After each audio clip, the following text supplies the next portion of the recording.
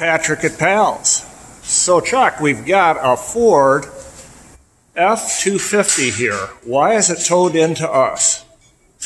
The customer is at a campground. They're from Wisconsin, and he went out today after filling it up, driving back from the gas station to put DEF fluid in the DEF tank.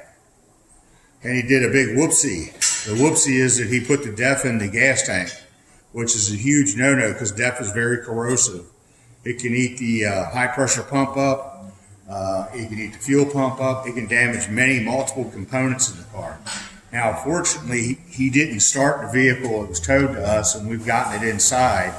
We're going to change the fuel filters out, drop the tank, clean all the fuel out, and get as much of that nastiness out of there as we can, and hopefully be able to put diesel back in it and have the truck running without damaging any other components. But there's still always that possibility that we could have other things damaged. We just won't know till after we get through this phase of the repair.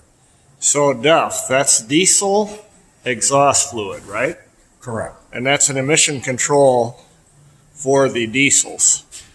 That is correct. And we've had this happen many times. The two biggest faux pas that people make on these diesel trucks is A, they will accidentally put gas in the diesel tank instead of regular diesel fuel. We've seen that happen dozens of times. And then B is the worst scenario where they end up accidentally putting the DEF fluid into the fuel tank.